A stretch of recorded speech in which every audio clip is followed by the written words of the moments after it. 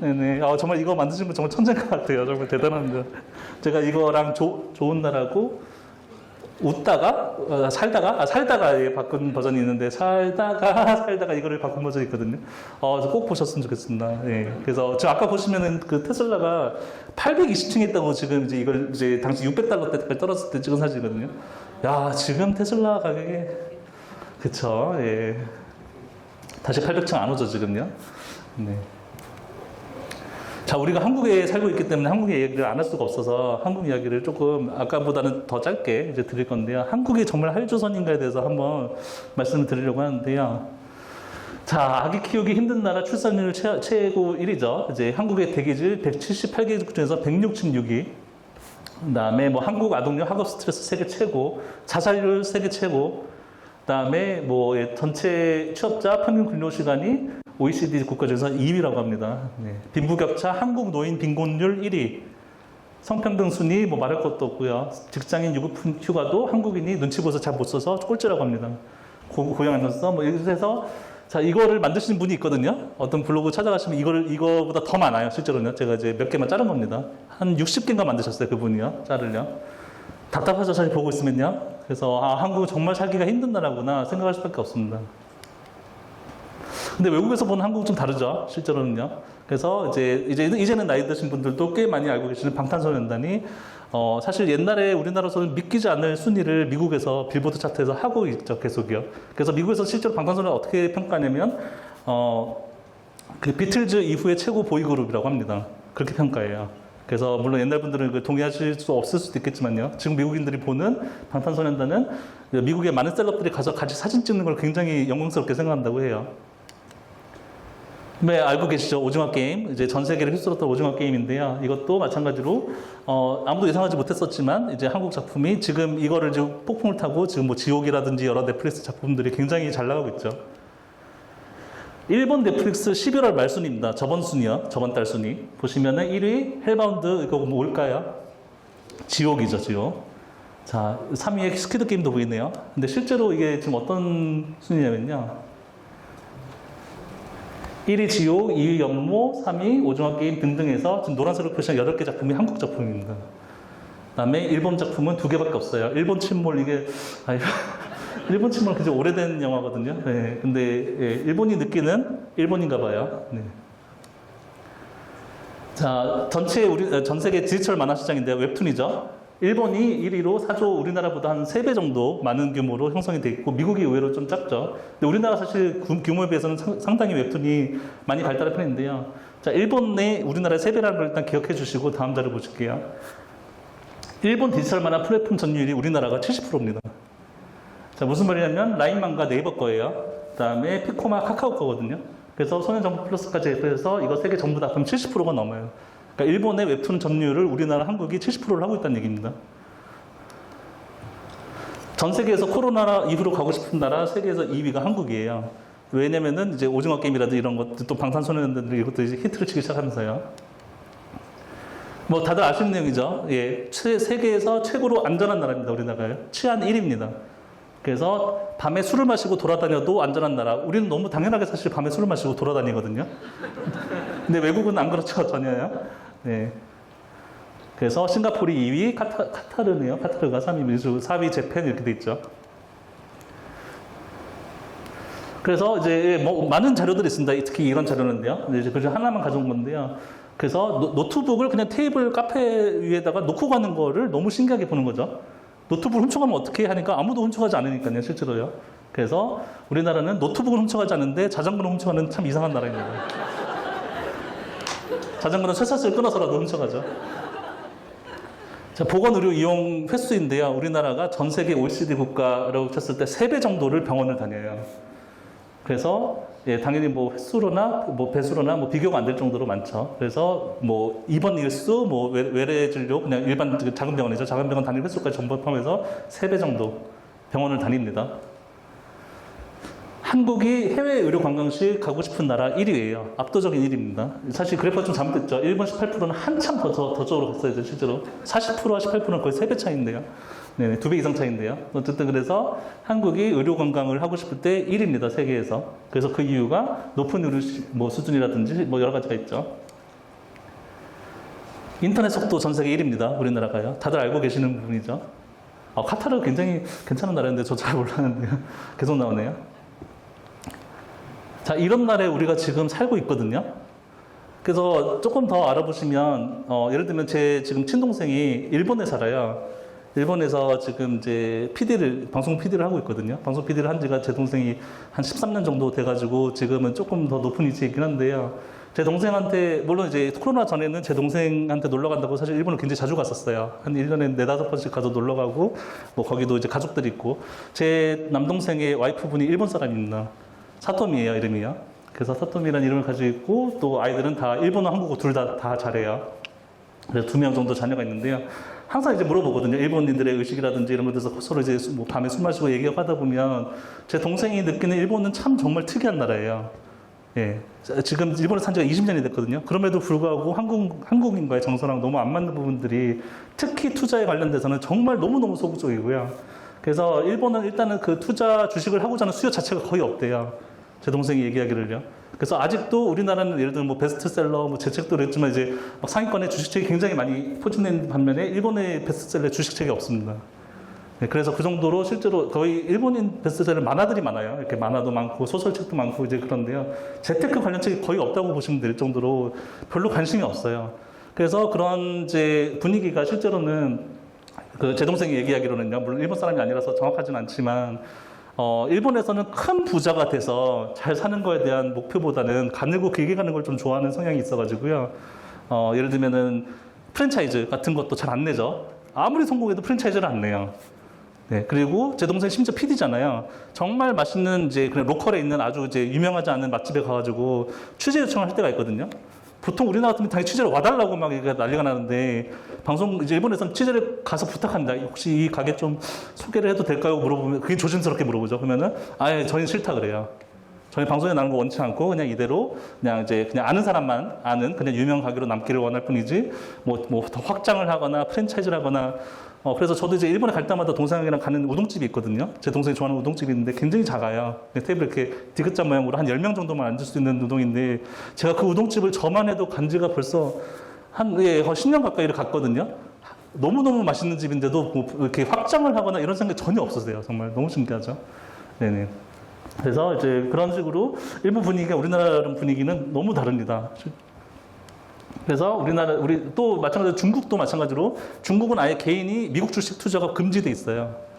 네, 살 수가 없습니다. 그래서 최근에 이제 이거를 푸느냐 마느냐를 아무튼 논의 중이라고 제가 어느 기사를 보긴 했는데 제가 이게 정확하지가 않아서 혹시 아시는 분은 다시 말씀해 주시면 좋겠고요.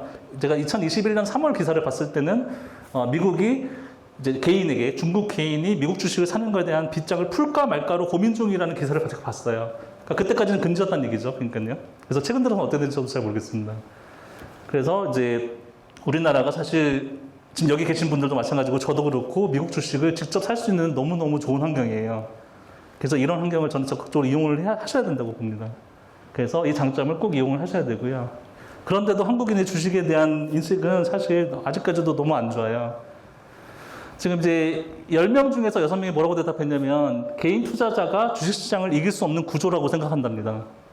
그래서 관심은 많은데 이제 지금 보시면은 47% 정도가 주식을 투기라고 생각해요. 재테크 수단이라 생각 안 하고 투기라 생각하고 재테크라고 생각하시는 분은 45% 잘 모르겠다가 이제 소수가 있죠. 그래서 전체 응답자의 85.8%가 주식 투자에 성공하려면 공부를 많이 해야 된다고 생각하세요. 공부가 반드시 필요하고 노력을 해야지만 주식에서 돈을 벌 수 있다. 사실 이것이 이제 주식에 진입하기 힘든 장벽을 만드는 거죠. 왜냐면은 우리는 주식 공부할 시간이 너무 없거든요. 저도 또 여러분도 너무 인생이 지금 이제 삶이 바쁘기 때문에 언제까지 뭐 3프로 TV를 계속 시청을 하고 이제 할 수가 없잖아요. 네, 너무 많아요. 저도 이제 몇 번 보려고 노력했었는데 너무 많아서 도저히 이걸 다 볼 수가 없더라고요. 그래서 언제까지 또는 개인적으로 기업 분석 하시는 분도 계실 텐데 기업이 너무 많아서 기업 분석이 힘들죠. 그래서 공부가 많이 돼야지 또는 노력을 해야지 주식에서 수익을 날 수 있다라고 생각하세요. 굉장히 답답한 부분이죠. 그래서 전문가가 아닌 개인이 주식 투자를 통해서 수익 내기는 어렵다고 보는 부분이 60% 정도입니다. 사실 우리는 그렇게 생각 안 하죠. 지금 여기 계신 분들은요. 전혀 공부하고 있지 않으시죠? 네. 그래서 주식 대신 부동산을 선택했어요. 그래서 보시면 한국이 전체 금융자산에서 부동산의 비율이 78%, 77% 정도입니다. 그리고 미국은 네, 뭐 점점 낮아지죠. 그래서 이제 위에 이제 초록 주황색 부분이 부동산 자산 쪽이고 위쪽이 예금 및 주식 쪽이라고 보시면 됩니다. 그래서 우리나라 굉장히 낮은 편이죠. 그리고 심지어는 이제 설문조사가 이랬어요. 부동산 규제가 만약에 지금보다 심해진다고 하면, 위에 보시면요. 부동산 규제가 만약에 더 심해진다고 하면 주식을 팔고 다른 투자처를 찾겠습니다라는 질문에 아니요가 60%예요. 그러니까 규제를 심지어 더 많이 해도 부동산 안 팔겠대요. 하지만 그래도 최근에 주식 열풍이 조금 있죠. 조금 주변에서도 아마 느끼실 건데요. 주식 열풍을 실감했다는 응답이 52%라고 하시는데, 실제로는 이제 여기서가 이제 실감했다고 하는 52%인데요. 실제 세부적인 내용은 이제 보시면, 예를 들면 이제 근로소득이 많으신 분일수록 또 연세가 어리신 분일수록 더 많이 주식을 이제 열풍을 느끼셨다고 합니다. 실제로는요. 그래서 제가 아직도 멀었다고 생각하는 이유는 지금 우리나라 GDP가 전 세계에서 10위예요. 10인데 아까 전에 지금 이 자료 보셨을 때는 그리고 우리나라 16번 정도면 좀 많이 투자하는 건가? 뭐 이렇게 생각하실 수도 있는데요. 지금 12인 GDP를 봤을 때는 사실 16위라는 투자는 낮은 비중이죠. 그리고 증가율은 앞으로 더 올라가야죠. 그래서 지금 보시면은 미국 주식을 살 수 없는 중국이 2위입니다. GDP가요. 그 다음에 미국 주식 관심은 없는 일본이 3위예요. 그래서 이런 식으로 있기 때문에 우리나라가 미국 주식에서 10번째 투자 큰손도 안 된다는 건 사실 좀 굉장히 아직 멀은 거죠. 반대로 말씀드리면 여기 계신 분들 굉장히 빠르신 겁니다. 대한민국에서요. 네, 거의 다 왔습니다. 네, 거의 다 왔습니다. 그래서 여기 계신 분들은 굉장히 빨리 주식을, 그것도 미국 주식을 시작하셨다라고 말씀드리고 싶어요. 네네. 많이 보시던 기사죠. 네, 레버리지를 쓸어 담는 사업 개미. 우리 얘기입니다, 우리 카페가 사실 저도 사실 인정하고 싶지 않은데요. 우리 카페 영향력이 생각보다 굉장히 센 편이라는 걸 제가 최근에 알게 됐어요. 네, 제가 카페에 올려놓은 거 보셨죠? 이렇게 거래량 튀는 거요. 그거 전부 다 LOC 매수 때문에 튀는 거거든요. 큰일 났습니다, 지금요. 네, 프로제어 회사에서 이게 무슨 일인가 할 거예요, 지금. 왜 LOC 매수가 갑자기 2021년부터 급증하지라고 아마 생각할 거예요. 이유도 모르고. 네. TQQQ 1위 순매수입니다. 매도까지 다 포함해서예요. 매수 매도 포함해서. 속스리지 2위죠. 네, 불주 4위죠. 대단합니다. 불주를 사실 모르는 사람 많죠, 아직도. 예, 불주 나온 지가 얼마 안 됐잖아요. 제가 QLD에 대해서 생각한 게 뭐냐면, 제가 작년 중순까지만 해도, 여름까지만 해도요, 제가 QLD가 굉장히 괜찮다는 거를 이제 조금 전파를 하고 있을 텐데, 할 때인데, 제가 그때 이제 키움증권이라든지 이런 데서 QLD의 그 순위를 찾아본 적이 있어요.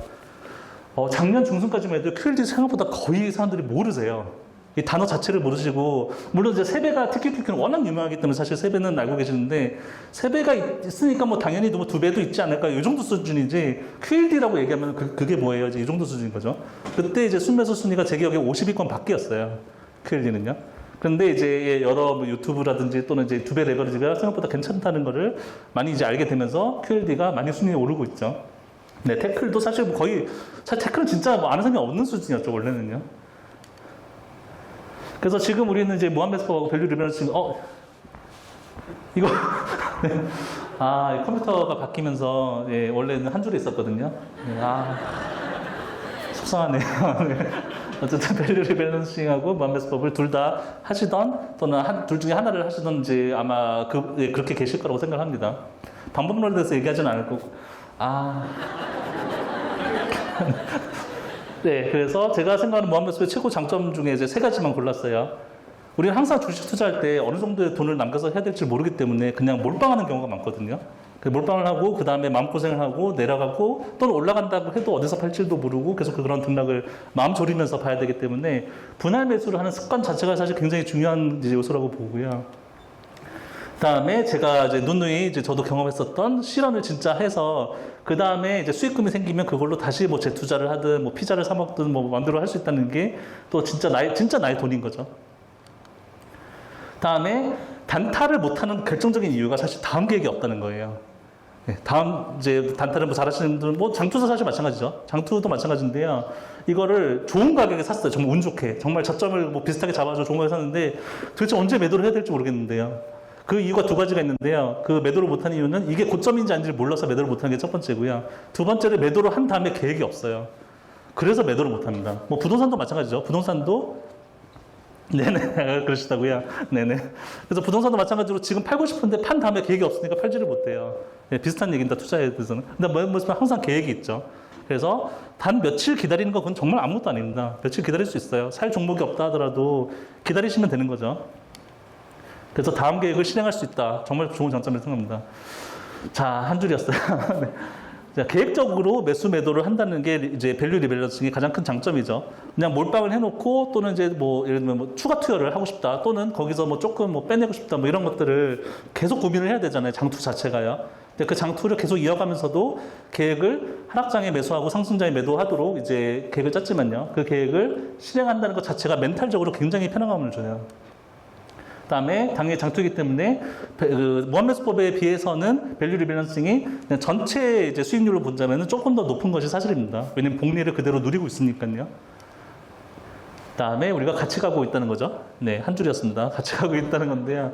그래서 우리가 홍길동 씨를 따라서 똑같이 내가 밸류 리밸런싱에 대해서 이해가 완벽하게 되지 않아도 사실 이거 완벽하게 되게 너무 어려워요. 왜냐면 제가 저도 물론 이걸 만들었지만 큰 틀은 물론 다들 이해하실 텐데 어떻게 이 수치가 나왔고 어떤 타이밍에 이 수치가 아무튼 이런 것들까지 전부 다 이해하기는 사실상 원작자를 빼고는 거의 불가능하다고 보여지고요.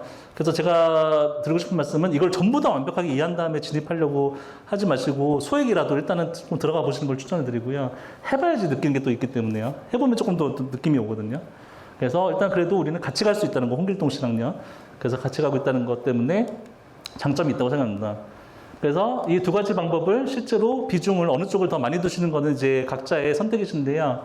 무한매수법을 더 비중을 많이 두시는 쪽이 제가 생각하기에는 오히려 더 안전하게 가시는 거예요. 왜냐면은 무한매수법은, 그러니까 저는 이제 달리로 한다고 말씀드렸잖아요. 투자금을 재투자하지 않습니다. 저는 무한매수법을요.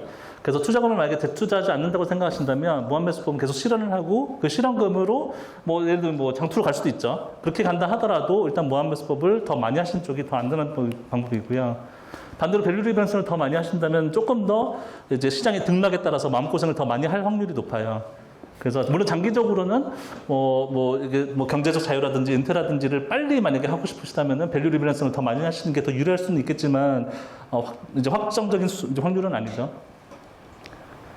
그리고 주식에 모두 몰빵하는 것 자체도 사실 굉장히 위험한 방법이기 때문에 항상 이제 밸런스를 이제 주식, 부동산, 현금을 또 따로 이제 운용해서 밸런스를 그래도 조금 맞추시는 걸 추천드리고요. 물론 저는 주식에 빚이 너무 많고 하기 때문에 제가 이제 밸런스를 맞추자고 말씀드린 게 굉장히 좀 아이러니하긴 한데요. 저는 주식 거의 대부분의 언급이 빚이에요, 실제로.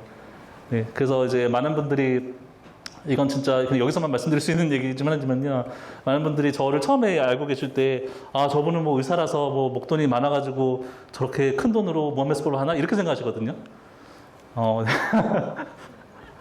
거의 전부 빚이라고 생각하시면 됩니다. 제 돈이 없어요. 네.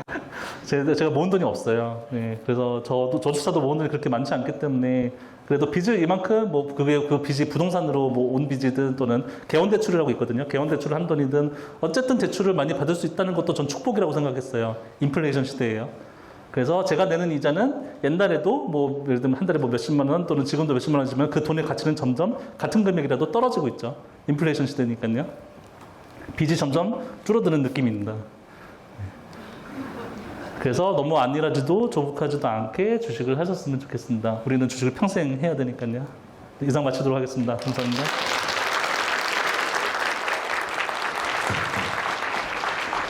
네, 감사합니다. 몇 시일까요? 몇 시예요, 지금? 3시입니다. 딱 1시간이네. 네, 정확하게 계획되어 있는 시간을 맞추셔서 공개해 주셨습니다. 네, 그러면 혹시 이제 저희 여러분님께 질문하고 싶으신 분이 계시면은 손을 한번 들어주시면 저희 스태프분들이 마이크를 전달드릴 예정입니다. 그럼 질문 있으신 분 혹시 계십니까? 지금 저쪽에 남자분 계시거든요. 마이크 한번 전달 부탁드릴게요.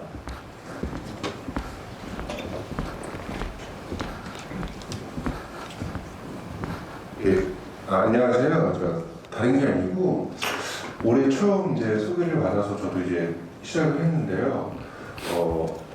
처음 하고 작은 금액을 했다가 이 수익을 보게 돼서 금액을 점점 키우다 보니까 미국 주식에 처음 한 해만 문제가 되는 것 같더라고요. 250만 원 이상이 되는 부분에 대해서 22% 양도세를 냈다라는 그 부분이 좀 많이 와닿는데 그 부분을 넘어선 수익을 내서 굉장히 만족스러워하고 있는데 올해가 가기 전에 지금 그 무한 매수로 해서 지금 이제 많이 좀 힘든 시기거든요.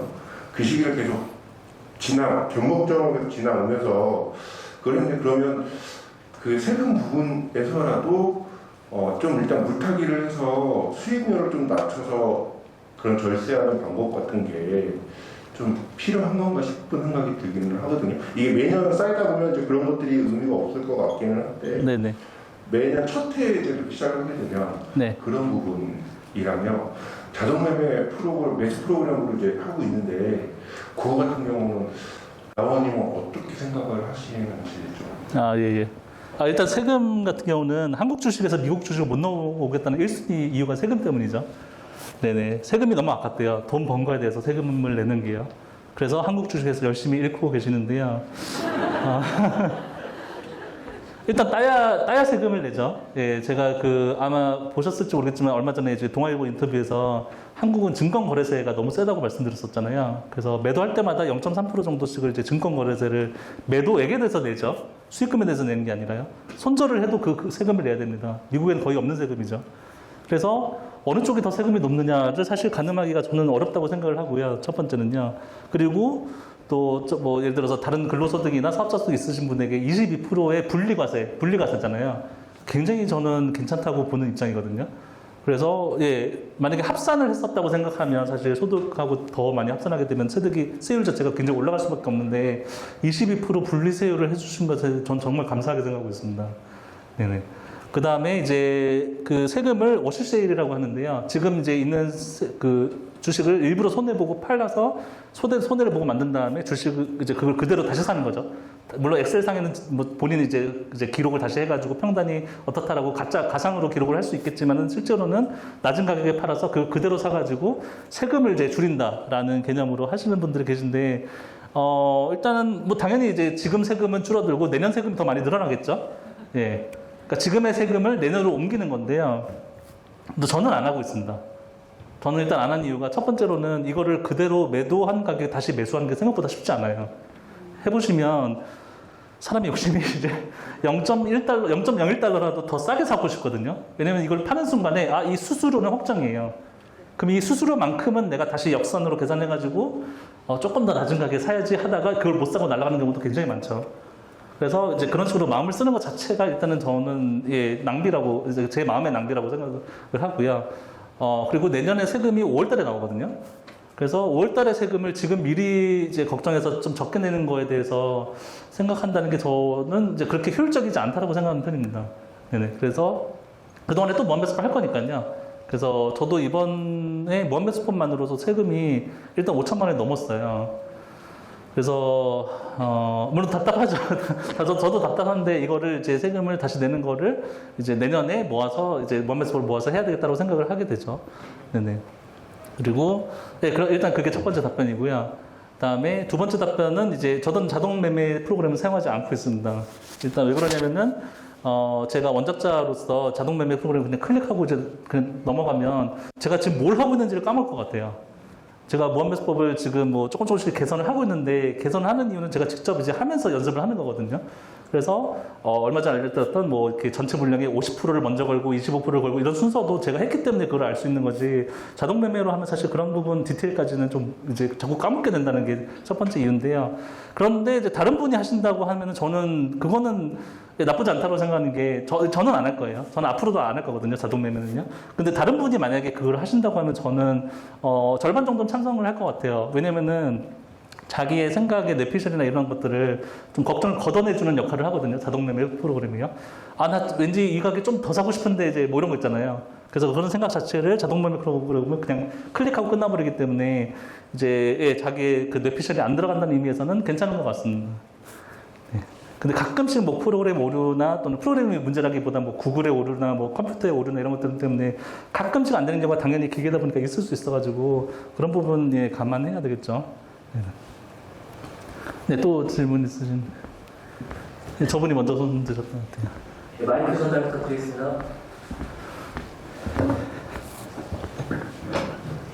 네, 저는 이번 6월 달부터 이제 시작을 해가지고 저도 조금씩 그 금액을 늘려가고 있는 사람 중에 하나고, 저도 이제 내년에 이렇게 되면 좀 그 라오님처럼 좀 빚을 좀 많이 이렇게 해서 좀 운영할 수 있는 그런 상황이 저도 좀 되는 거라서 좀 개인적으로 좀 걱정도 좀 되고 또 기대가 좀 되거나 라오님도 그렇게 하고 계시다고 하니까 조금 믿음이 좀 가는 부분.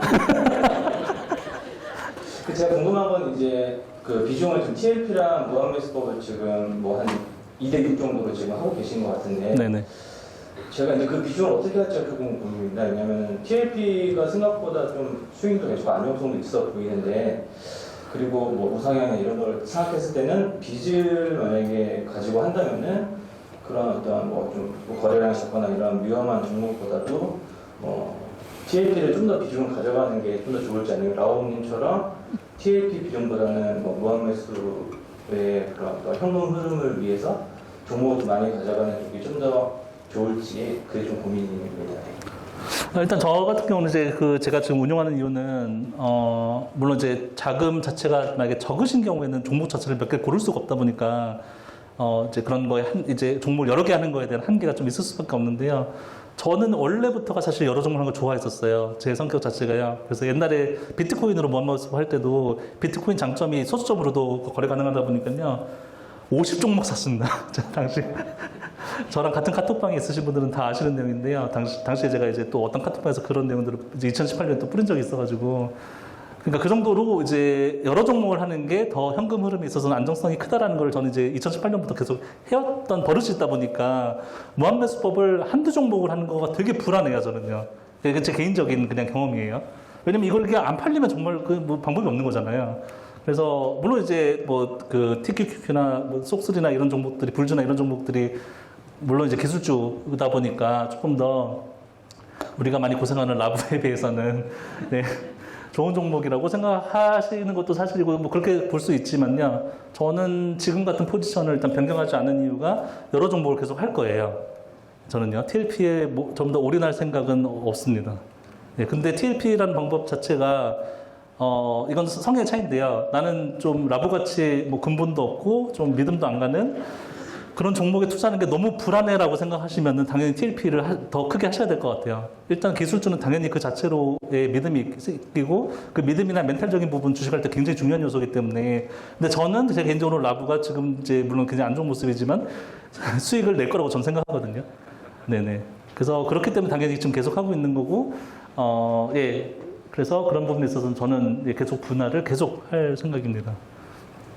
근데 TLP만 하시는 것도 나쁜 건 물론 아니고요, 당연히요. 네. 네네. 아까 전에 이 부분이 좀 아까 전에 늦었어가지고.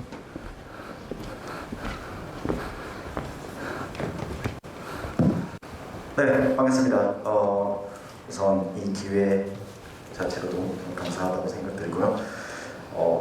다른 분들과 조금 저는 참고로 이제 이 무한매수법을 일주일 전에 시작을 했었거든요. 네, 이제 막 시작했어요. 이제 친구한테 추천을 받아가지고 그 전까지는 이제 한 3년 전부터 이제 국내 주식부터 시작해서 뭐 채권이나 부동산에 좀 투자를 해봤었고 꽤 재미를 좀 봐왔었고 이번에 추천으로 이제 전원적으로 시작을 했었는데 저는 이제 방법론이라든가 이제 방법 같은 거는 충분히 이제 뭐 공부를 하든지 아니면 서적이든 보고 시작하고 있는데 제가 좀 궁금한 거는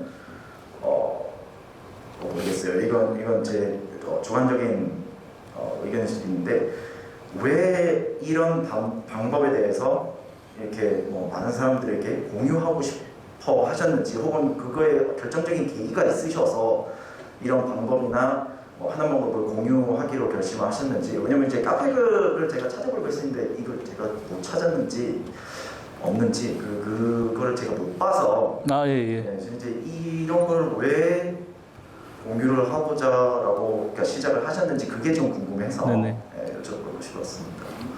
일단 저를 오랫동안 알고 계신 분들은 아시겠지만 2021년 12월에 제가 이런 걸 하고 있을 거라고 아무도 예상 못했어요. 저도 당연히 예상 못했고요. 또 그때 미주민 카페에서 계시던 분들도 당연히 이해 못했고요. 그냥 이제 어느 분이 뭐 잠깐 미주민 카페에서 흐름을 타고 그러니까 주식장이 그 당시에 이제 뭐 괜찮다고 할 수도 있겠지만 어쨌든 이제 흐름을 타고 인기를 얻다가 또 사그라들겠지라고 그냥 제가 그렇게 생각했어요, 제가요. 왜냐면 당시에 이제 미주미 카페에서 워낙에 네임드 분들이 많으셨고, 저는 가입한 지 당시 진짜 얼마 안 됐었거든요. 물론 이제 미국 주식은 그 저전부터 했었지만은 미주미 카페가 있다는 것 자체를 몰랐었기 때문에 제가 가입한 게 아마 2020년 6월인가 아마 그럴걸요? 예. 근데 정말 늦게 가입했어요. 이미 거의 20만 명 가까이 있었고, 뭐, 당시에 기억나는 분이 이제 벤자민이라는 분이 기억나네요. 어쨌든 이제 또 되게 인사이트를 보여주신 분들이 꽤 많으셨기 때문에 근데 제가 당시에 이제 그냥 저도 사실 이렇게 많이 도와드리려고 한 건 아니에요. 그리고요. 네, 오해가 있으신데 저는 한 두세 분만 도와드리려고 그랬어요. 당시 카페에서 너무 힘들어하시는 거예요. 어떤 글을 읽었는데 미국 주식은 어떤 지수 투자를 하고 있는데 맨날 손해만 보고 너무 힘들어서 이제 살기가 그러니까 정신적으로 너무 힘들다는 글을 제가 읽고 그분한테 이제 댓글로 한번 달기 시작하고 그 다음에 인증을 하기 시작을 한 건데요. 그냥 인증만 한 거죠, 저는요. 그래서 인증을 했는데, 당시에 이제, 이게 차트가 있는지 모르겠네요. 이거 와이프 지우라고 했던 자료인데, 원래 있었는데 와이프가 지우라고 해서 지웠어요.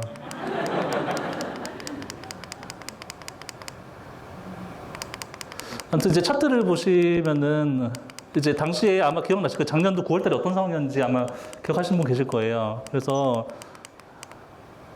그냥 이걸로 그냥 대체할게요. 예. 그래서 작년도 8월달까지 이랬었죠. 8월달에 이랬거든요. 그다음에 9월달에 이렇게 됐어요. 그다음에 9월 말쯤에 좀 올라가다가 또 10월달에 다시 크게 하락했던 적이 이제 작년 9월달에 있었는데 그때 9월달이 지금까지로 쳐도 사실 가장 큰 하락장이었죠. 마이너스 3%라고 해서 하루에 마이너스 3% 특히 QQ가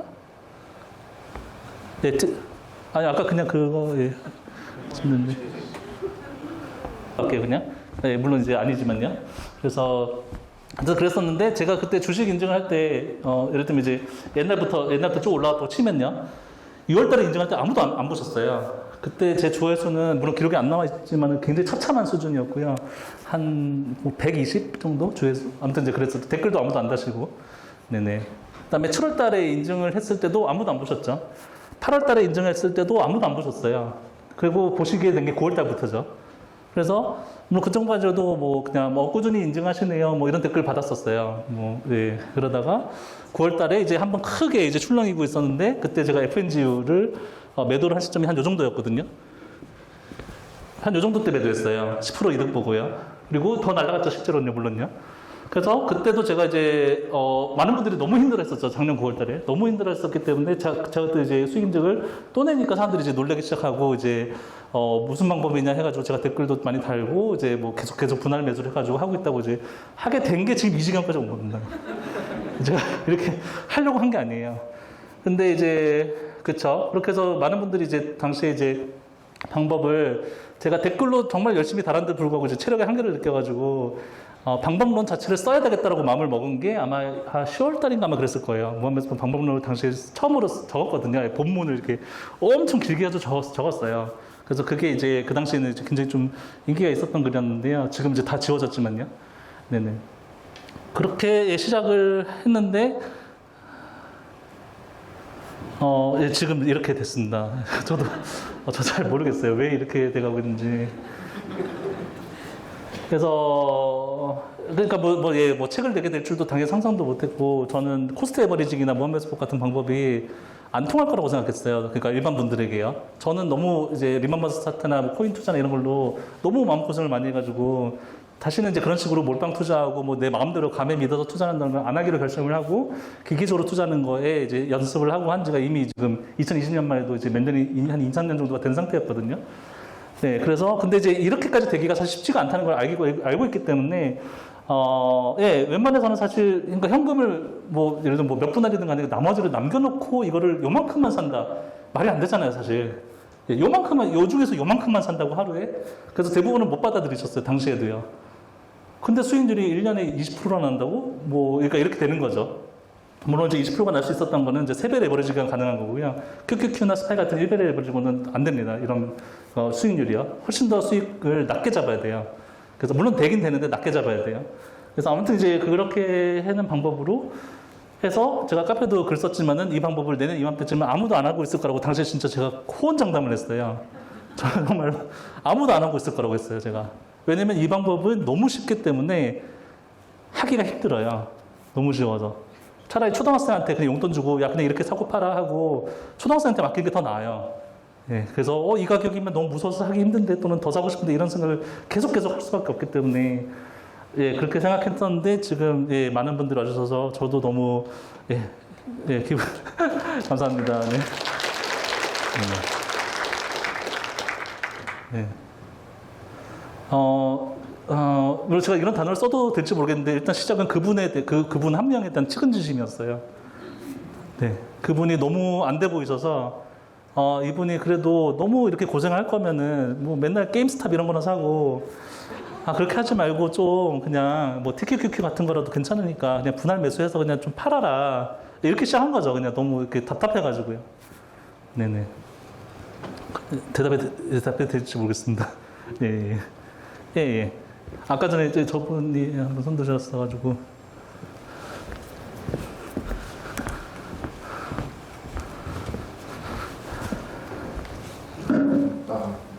네, 반갑습니다. 지난번에 한번 댓글에서 VR을 내년에 하나 더 시작하실 수도 있다는 계획이 있는데 예. 확률이 어느 정도 되는지 그리고 혹시 리스크 분산 차원에서 TQQQ가 아니라 뭐 태클이나 속슬 같은 다른 걸로 하실 계획이나 그런 건 없으신지 궁금하고요. 두 번째는 지난번에 선대본에서 한번 번개 치셨잖아요. 예. 그런 계획도 앞으로 자주 있으신지. 예. 네, 일단은 그 VR을 내년에 이거는 진짜 대학생들을 위한 VR을 하나를 기획을 하고 있고요. 네, 그거는 전체 공개고요. 그 다음에 월 25만 원 수준으로 5억 만들기가 제목이 될 것 같아요. 예, 네, 그거를 내년도 상반기에 한번 그냥 유튜브로 시작을 할 생각인데요. 지금 이제 50만 원, 사실 50만 원 아니죠. 엄밀히 말씀드리면 60만 원 수준이긴 한데 한 달에요. 그래서 이것도 따라가기가 조금 힘드시다는 이제 좀 어린 이제 대학생이라든지 또는 직장인분들이 계셔가지고 조금 더 이제 낮춰서 시작하는 거를 한번 이제 제가 토요일 날 이제 일을 안 하는 관계로 시작을 해볼까 하는데 아직 제 와이프 허락을 못 받았어요. 네, 제 와이프가 굉장히 싫어할 거기 때문에 그 시간에 애라도 한 번 더 보고 이제 분유라도 한 번 더 주는 게 와이프를 위한 길이니까요. 네, 일단은 기획은 하고 있고요. 그다음에 다른 종목으로 할 생각은 지금 전혀 없습니다. 대신에 이제 제가 또 말씀드릴 수 있는 거는 인출식으로 이제 매달 이제 매 2주마다 이제 얼마씩을 정기적으로 빼내는 방법이요. 빼내서 VR을 운용하는 방법을 조금 더 개선하는 거에 대해서 사실 지금 백테스트를 하고 있어요. 예, 조금 더, 왜냐면 제가 이제 거치식도, 그러니까 저도 이제 지금 TQQQ 제 개인적인 금액이 너무 커져 버리니까, 나중에 만약에 이걸로 인출식을 한다고 생각했을 때, 진짜 멘탈적으로 쉽지 않겠더라고요. 지금 방법도 물론 이제 나쁘지 않지만 지금처럼 만약에 하게 됐을 때 정말로 다른 부가적인 수입이 없다라고 생각하고 2018년이나 또는 굉장히 뭐 코로나라든지 굉장히 큰 하락장이 왔을 때에 적립식도 거치식도 아니라 인출식을 과연 빼낼 수 있을까 멘탈적으로 이제 이걸 계속 생각하는 거죠. 저도요. 안 해봤으니까요. 저도 인출식을요.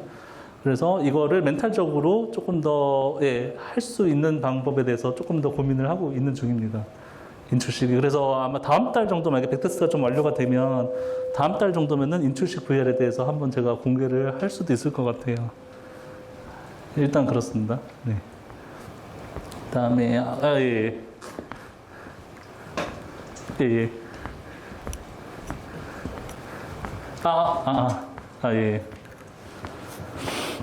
네, 마지막에는 정말 반갑습니다.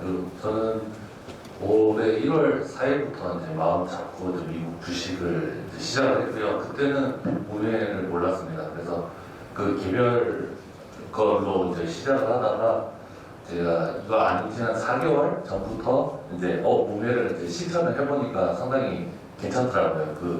그 기계적으로 사고 팔고 하면서 이제 수익을 이제 쌓아나가는 게 너무 매력적으로 느껴져서 그 우회를 따라하고 그 우회를 하다가 TQ 좀 남는 거 가지고 이제 정립식 그쪽도 해서 지금 같이 지금 하고 있어서 너무 만족스럽고 너무 감사드립니다.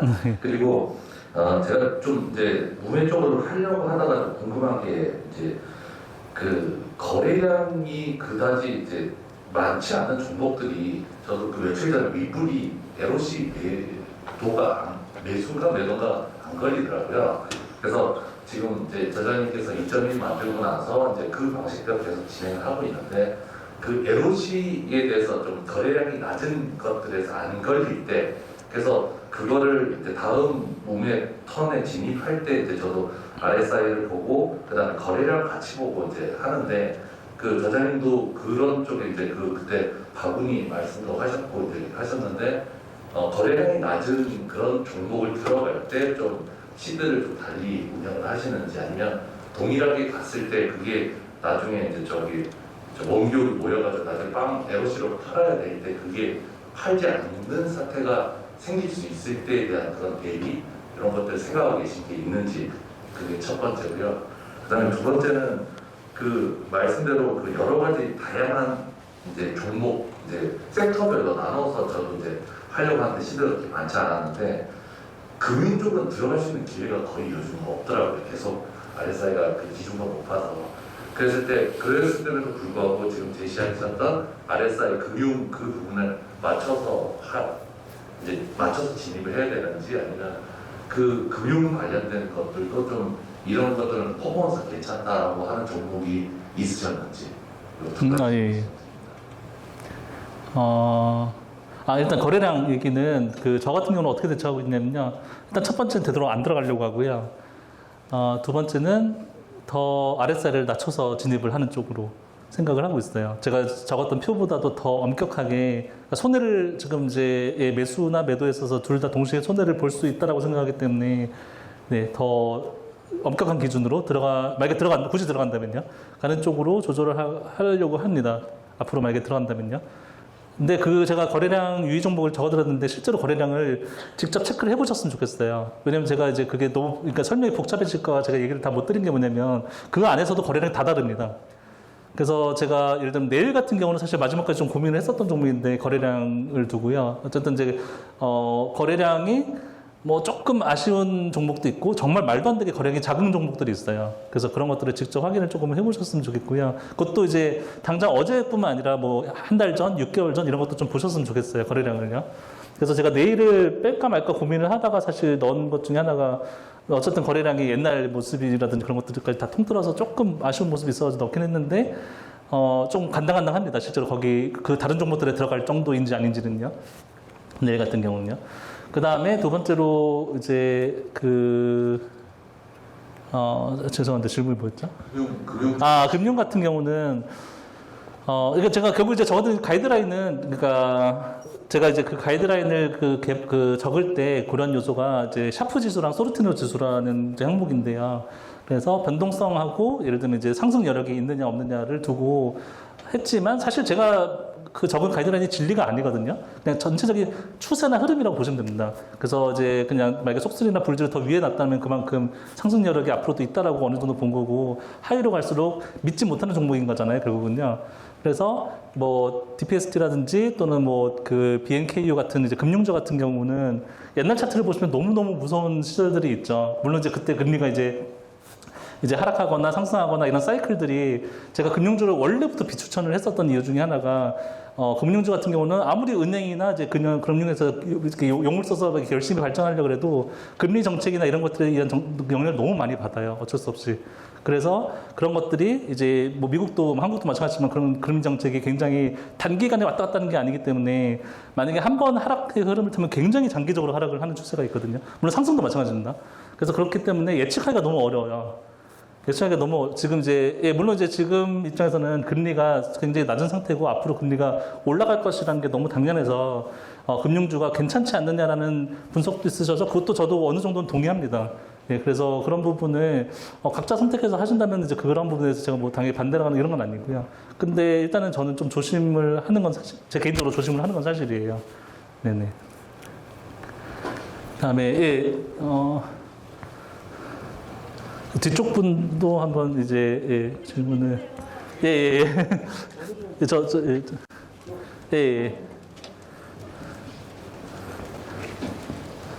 드디어 직접 차례가 왔군요. 너무 앞쪽만 10분 살짝 삐질 뻔했어요. 예.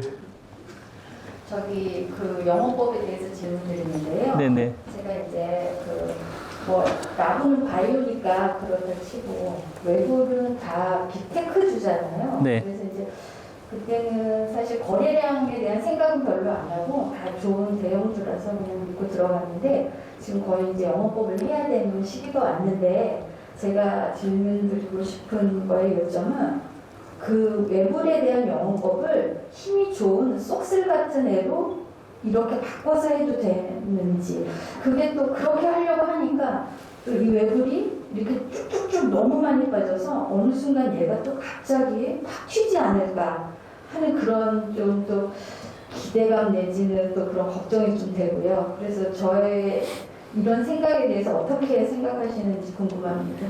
저도 그렇게 생각하실 수 있다고 생각합니다. 예. 일단 저는 기본적으로는 종목을 바꾸는 건 반대합니다. 예, 그거는 이제 왜냐면은 물론 이제 뭐 외불이 뭐 TQQQ나 예를 들면 태클이랑 굉장히 유사한 종목인 건 맞거든요. 근데 어쨌든 이제 외불이 만약에 영업법까지 만약에 하는 순간이 모르겠어요. 저는 아직 진행률이 그렇게까지 뭐 절반 가까이 저도 오긴 했는데 외불의 이제 그런 모습을 볼 때 그렇게까지 지금 걱정이 되는 상태는 아니긴 하지만요. 10% 이하, 그러니까 10% 이내 손해일 때는 그냥 손절을 하시는 쪽으로 권해드리고 싶고, 만약에 소진이 다 된 후에요. 만약에 그 이상을 넘어간 뭐 마이너스 15%, 20%가 된다면은 너무 금액이 크기 때문에 그걸 전체를 손절한다는 게 사실 쉽지 않거든요. 그래서 만약에 금액이 여력이 있으시면 당연히 영업을 하시면 좋기는 한데요. 만약에 하신다면 다 같은 종목으로 저는 해야 된다라고 생각을 하고 있고요. 그리고 그게 팔리는 시점에서 외부의 기존에 있는 계좌에서 덜어내는 것 자체가 영업법에서 팔린다는 게 그 시절의 고점이라는 걸 의미하거든요. 그래서 그 고점에서 같이 덜어낸다는 의미가 있습니다. 그래서 그런 점에 있어서 물론 이제 태클이나 TQQ라서도 비슷한 지점이긴 하겠지만요. 그래서 만약에 종목을 만약에 굳이 바꾸신다면은 이제 최대한 비슷한 거, 상관관계가 최대한 비슷한, 속수는 그렇게 비슷하지 않습니다, 실제로요. 속수는 비슷하지 않기 때문에 거의 90몇 % 수준으로 상관관계가 비슷한 태클이나 TQQ나 그 정도로 많이 바꾸신다면 뭐 그거까지는 뭐 그럴 수도 있다고 생각하고요. 다른 종목으로 완전히 속술로 바꾸신 건 저는 좀 반대하는 것 같아요. 네. 그냥 같은 종목 하는 게 제일 좋다고 생각하고요. 네. 뒤쪽 분들 위주로 한번, 예.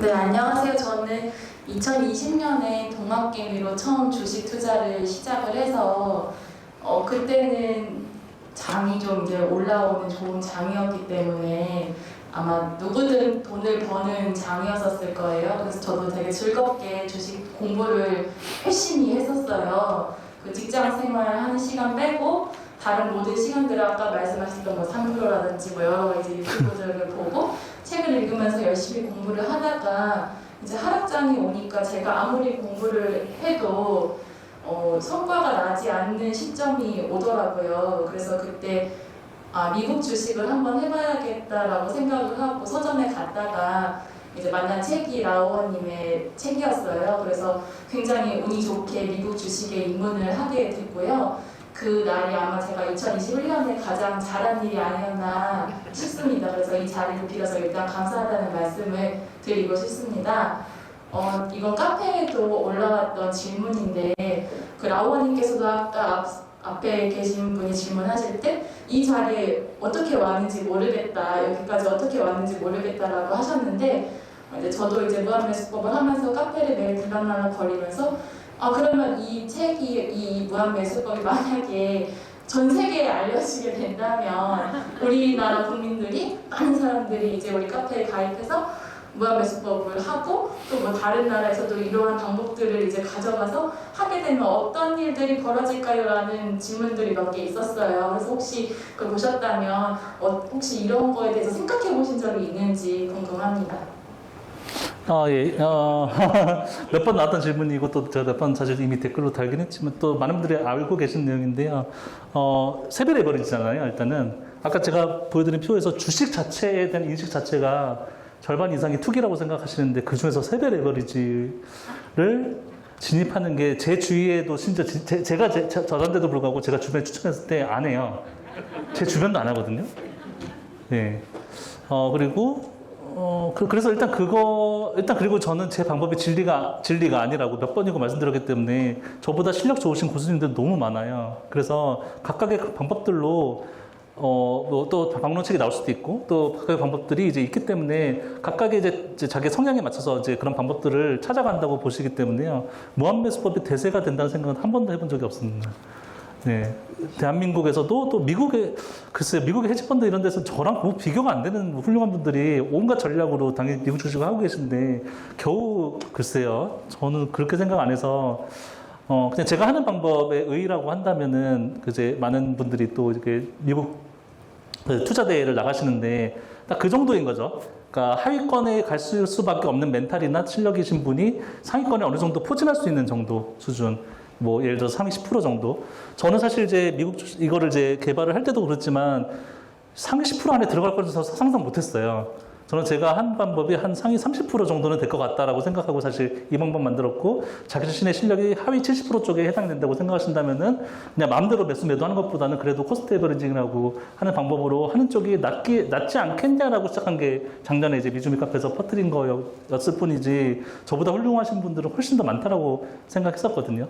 그래서 근데 이제 그 투자대에 나가신 분들 성과를 보니까 저도 사실 굉장히 놀랄 정도였습니다. 그래서 뭐 상위 5%에서 10% 안쪽으로 대부분 들어가시는 걸 보고 이렇게 주식을 마음대로 하시는 분들이 많구나 라고 생각하게 된 거죠.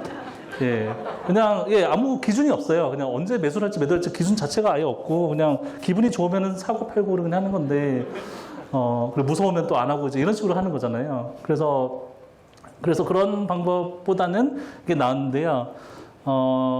제가 사실 요즘 가지고 있는 감정은 책임감인 것 같아요. 네네. 그러니까 옛날에는 신이 났었거든요. 이제 저는 제 방법이 그렇게 대단하다고 생각해 본 적이 별로 없었는데 생각보다 많은 분들이 호응해 주시고 따라와 주시고 또는 심지어 책을 내자 그러고 뭐 그러니까 이런 식으로 이제 또는 이제 지금 메일도 사실 굉장히 많이 오거든요. 여기저기서. 그래서 뭐 특히 온라인 강의요. 뭐 101 클래스라든지 뭐 여러 온라인 강의에서 밸류 리밸런싱이나 이제 무한배수법을 가지고 강의를 만들었으면 좋겠다. 이제 뭐 강의료는 뭐 수십만 원짜리 뭐 이런 식으로 해가지고 하자는 메일을 정말 많이 받고 있는 요즘인데요. 일단은 뭐 저번에도 그래도 말씀드렸지만 그걸 안 하기로 했고 이제 앞으로도 지금 당분간 일단 안 할 생각이긴 하지만요. 일단 저보고 자꾸 선하다고 그러시는데 사실 저는 선하지 않거든요.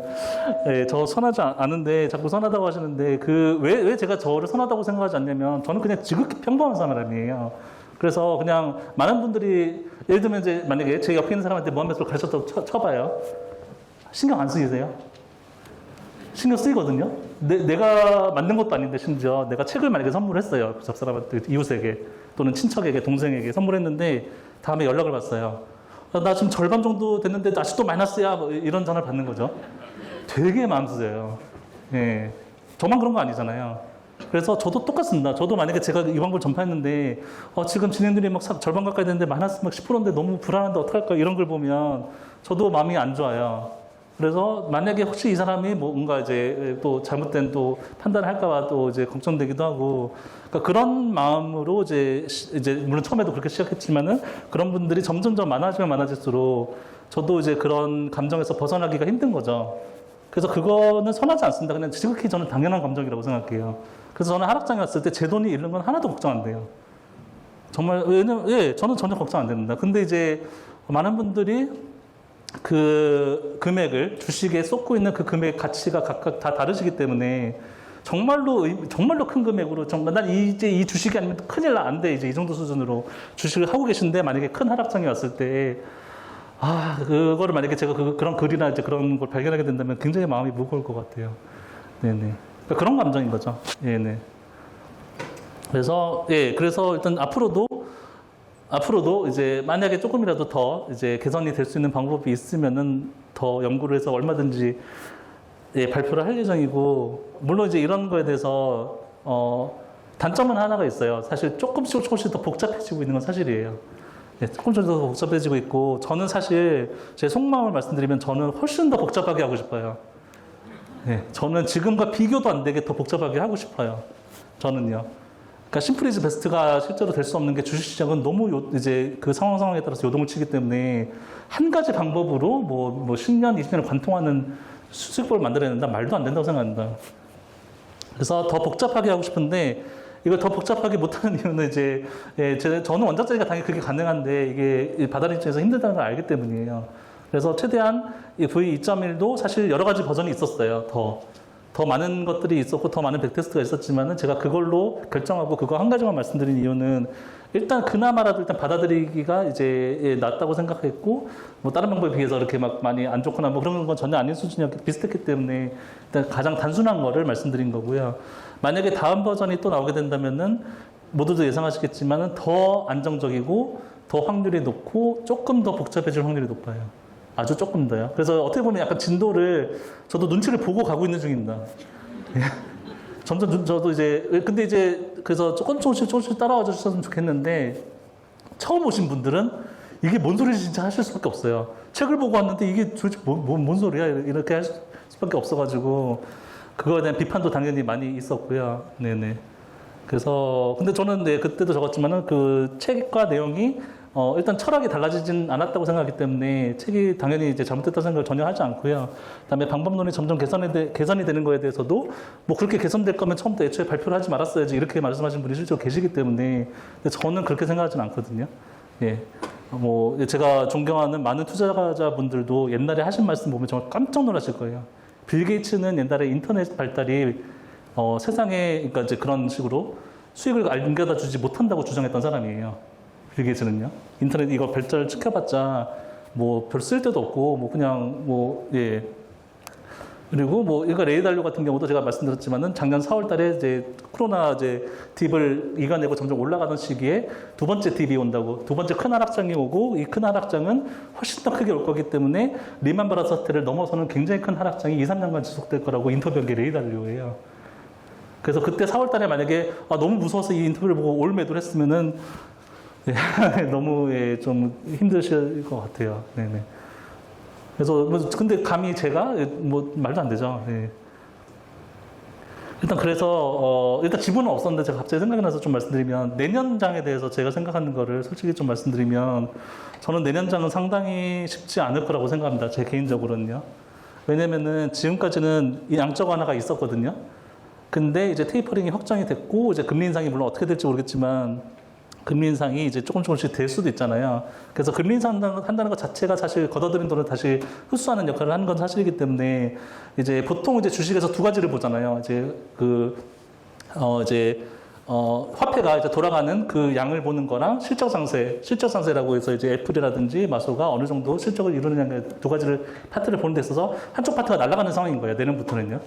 그럼 이제 실적 장세에 좀 기대해서 가야 되는 상황인데 이런 상황에서 만약에 금리를 뭐 그냥 조금씩 많이 올려가지고 좀 시장이 충격을 어느 정도 좀 받아들이는 입장에서 수준에서 정말 갈 거냐 파월이 아니면은 물론 파월도 계속 이제 본인이 잘못한 거를 실수를 하고 있고 계속해서 또 개선을 하고 있는 사람이기 때문에 했는데 뭐 또 좀 안 돼서 다시 낮추거나 이런 식으로 자꾸 이제 왔다 갔다 할 거냐를 일단 저도 예측할 수가 없죠. 근데 제가 만약에 내년에 무한매수법하고 밸류 리밸런스를 만약에 한다면 그럼 어떻게 대응할 거냐? 내년에 만약에 더 힘들어지는 상황이 만약에 온다면 올해보다도요. 제 대답은 사실 한 가지인데요. 더 철저하게 하는 겁니다. FM으로요. 예, 더 욕심내지 않고 더 무한매수법 수익을 내도 더 추가 투자하지 않고 밸류 리밸런싱도 하다 보면은 저점 근처가 왔을 때 어디선가 갑자기 돈이 튀어나와요. 자기한테 없었던 돈인데 어디선가 갑자기 돈이 튀어나와서 지금 뭐 한 개, 두 개만 매수를 해야 되는데 갑자기 막 더 사고 싶고 네, 뭐 빚을 안 졌었는데 더 빚을 져가지고 사고 싶고 이런 거를 안 하는 거죠. 그러니까요. 내년에 제가 하려고 하는 거는 이런 식으로 뭔가 조금 더 욕심을 부리는 거를 최소한으로 줄이는 쪽으로 정말 FM으로 하셨으면 좋겠어요. 내년에는요. 무한매수법과 밸류 리밸런스만으로도 제 생각엔 그렇게만 하시면 내년도 충분히 돌파 가능하다고 생각하거든요. 네. 물론 이제 뭐 러시아랑 뭐 어디랑 싸우니 많이 뭐 중국과 관계가 어떤지까지 제가 예측하기는 너무 힘든 영역이지만요. 일단 그렇게 하시는 것으로 답변을 내년장에 대해서 드리고 싶습니다. 예, 시간 관계상 마지막 한 분만 질문을 더 받도록 하겠습니다. 뒤쪽 분들 위주로 한번 좀 부탁드리겠습니다. 정말 의미 있는 질문이실 것 같은 분이 예. 네네. 네. 안녕하세요. 저는 사회 초년생이었었고 이제 집값이 너무 올라서 강제로 재테크를 시작하게 된 직장입니다. 일단 좋은 답변 정말 감사드리고 제가 여쭤보고 싶은 부분은 사실 제가 공목투자를 이전에 하면서는 상당히 일하는 시간 외에는 많은 시간을 공목투자 때문에 공부를 하다가 지금 좋은 수단을 알게 돼서 시간을 상당히 많이 아끼게 돼서 그 부분이 정말 제가 추구하는 인생만과 행복에 많은 도움이 됐다고 생각해서 앞으로 이러한 투자 방식을 가능하면 오랫동안 하고 싶은 저의 마음이 있고 이 남은 인생이 굉장히 길기 때문에 이런 세계적인 동향과 트렌드 공부를 안 할 수가 없다는 생각이 드는데 결국에는 미국의 우상향을 바탕으로 지금 이러한 방법이 되고 있는 부분이라 혹시 이런 우상향 기조가 흔들릴 때 볼 수 있는 레드 플래그라든지 뭔가 보시는 지표라든지 평소에 이런 세계 동향을 파악하는 공부를 어떤 식으로 하면 좋을지 궁금합니다.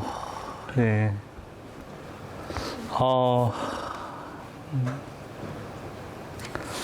왜냐면 저도 사실 고민 많이 하거든요. 네네. 전 사실 중국 이슈는 별로 그렇게 위협적이라고 생각하지 않는 편이고요. 예, 중국이 알아서 망가져주고 있기 때문에 예, 중국이 패권 국가가 될 거란 생각을 사실 거의 작년에도 안 했었지만 올해 들어서 더더군다나 안 하고 있는 편이고요. 시진핑이 이제 권력 기양을 위해서 굉장히 무리하고 있는 모습을 보여주고 있기 때문에 지금처럼만 중국은 해주셔도 크게 상관없을 것 같고요. 대신에 한국이 힘들어지죠. 한국장이. 예, 중국이 지금처럼 이제 만약에 계속 그런 식으로 이제 스탠드를 취한다면 한국장이 안 좋아질 거는 확실할 것 같고요. 결국 이제 제가 생각하는 미국장이 만약에 흔들린다라는 거는 달러거든요. 달러.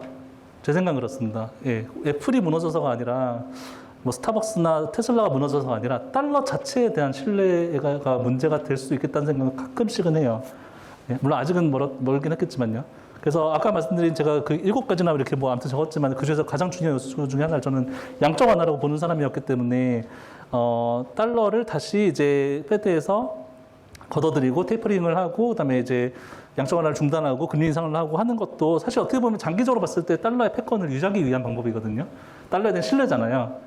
근데 계속 만약에 그냥 인플레이션이 오든 말든 또는 그러니까 어쨌든 양적 완화를 하면은 경기 부양이 되는 건 사실이기 때문에 모두가 그냥 좋은 게 좋은 거지 하고 양적 완화를 이렇게 계속했다고 생각했을 때 절대 그 끝이 좋지 않다는 거는 누구나 다 아는 사실이라서 그거를 이제 해지로 또는 이제 위험 요소라고 보는 사람들이 선택하는 게 비트코인입니다.